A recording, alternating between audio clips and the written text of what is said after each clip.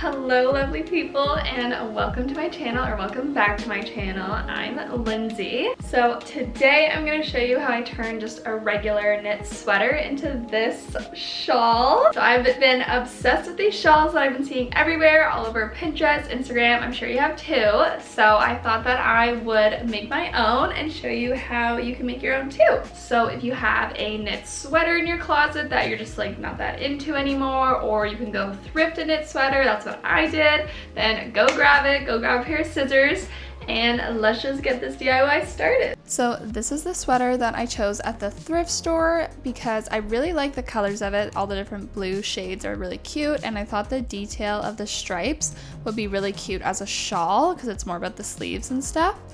And I also wanted one that you could see the yarn to really give it that crochet knitted vibe, because I really think that those are the cutest ones. So yeah, this is the one I got, and let's start making our shawl. So as you can see, it's a knitted sweater. So they have, each row is like its own piece of yarn. So basically what we want to do is separate two rows from each other to like separate the top part of the shawl. So just take your scissors and literally snip one of those strings that's between the two things. You're gonna see it better in a minute. And then after that, you're just gonna pull that string out on both sides all the way until you reach the edge. You can also use a seam ripper for this, which was what this is. These are literally like $2, so I would highly recommend you grab one. They do come in handy a lot, but if you don't have one, then you can just try using your fingers to pull it out. I was finding that a bit tricky, but do whatever works for you.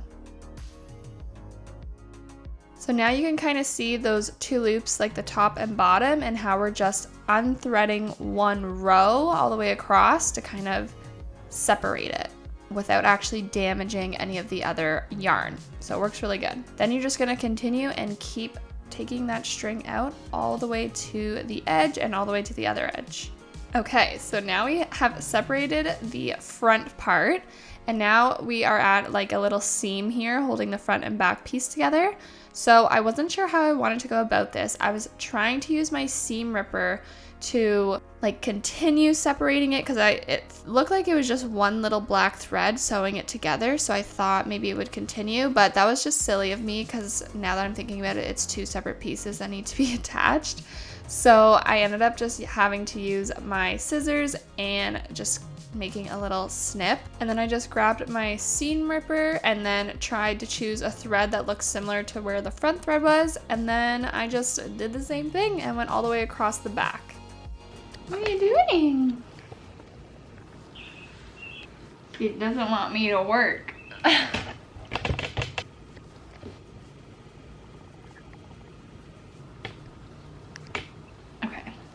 You can see me. So we are going to do this part. Okay, let me show you. I'm gonna put the camera back on it. Okay, so there's this little seam left. I'm gonna try my best to use the seam ripper to kind of get the last few strings out, but I might have to cut it like I did the other side. We're gonna see if I can get it out with this.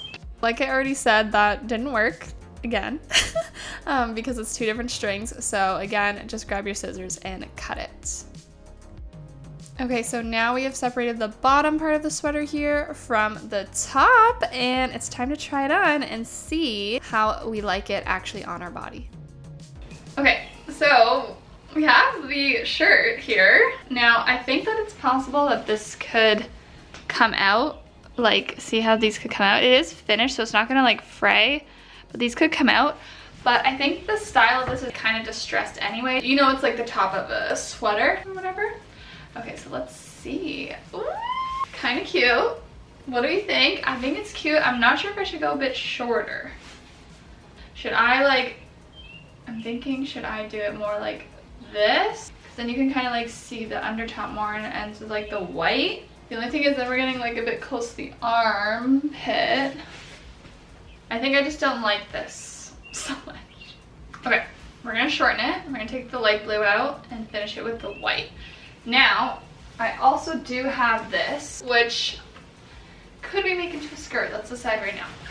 Could be like a cute little mini skirt stitch. Obviously we need to take this off. But maybe I can use like a thread and thread it through and like tie it. Or even just, oh, I could also just fold it.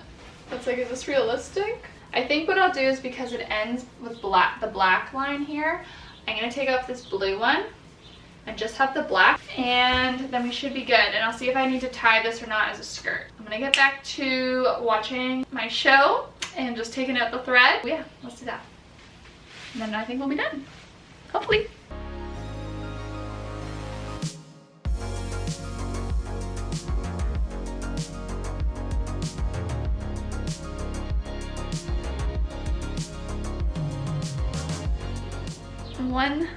One half done. Now the other side, and then we're done the top.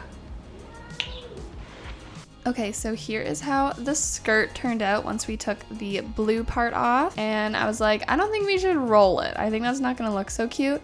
So instead, I'm gonna take this extra string that came from the top of the top, and I'm going to use that as a little thread to tie the skirt so it like sits on me really well, if you know what I mean. I'm gonna show you. So I decided to use the dark blue instead of the light blue because it is gonna be weaved where the black is. So I think this will blend in more, and I think it'll look a little bit more cohesive. Just another mazy clip for you. So I basically just took out a bunch of strings and rolled them into a ball because I wasn't sure how many I was gonna use, but I just started doing that to keep them from tangling. Okay, so I took apart from like one of these bands, the dark blue one though, all of these strings that are pretty decently long. So what I'm gonna do is choose 3 or maybe 6 to double it up, and I'm gonna create a braid. I'm just gonna put it under my laptop to hold it. And then that is what we can use as a little like tie string for the skirt. And then I'm gonna weave it through. So I'm just gonna braid it first and make it a bit thicker and stronger. And then I'll show you how I weave it through. Let's try it.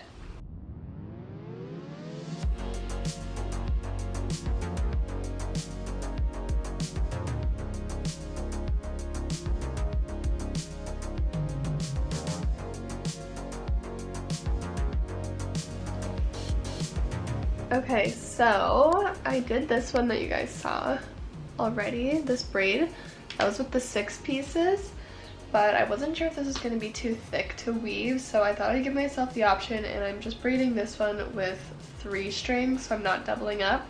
So I'm going to finish braiding this, and then I'm going to see which one I think will be better to weave into the skirt. But for now, I'm just going to finish braiding this one up. Sorry, it's so sunny right now. Okay, so let's do it.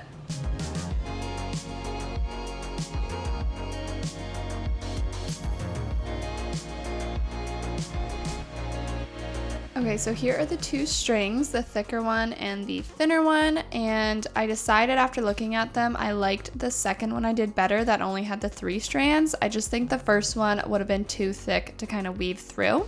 And then you're gonna use these like, I don't know what they're called, embroidery needles? I don't know, they're for thick yarn basically. And you're just gonna put a little bit of the string through it, and then we're gonna weave it through. So as you can see, there's these different boxes of knit. So I basically decided I'm just gonna go in and out of those because I think this will work best if I like wanna cinch it to my waist a little bit more. So pick a spot right on the edge. I decided to pick here because that middle one is the front and center of the skirt, so the 2 ties are gonna come out on either side of it, which will look good. And then yeah, basically you're just gonna go in and out. I say these are about 2 inches apart. Do whatever works for you depending on your sweater, but this is what I decided to do for mine, and it worked out really well. So then once you get to the side, just like move it over a little bit and then keep going all the way across the back. And then as you come back around the front, make sure both ends of the string are coming out of the front of the skirt so that you can tie it. So there they are. You can tie a cute little bow. And yeah, the skirt and the shawl are ready. Let's try it on.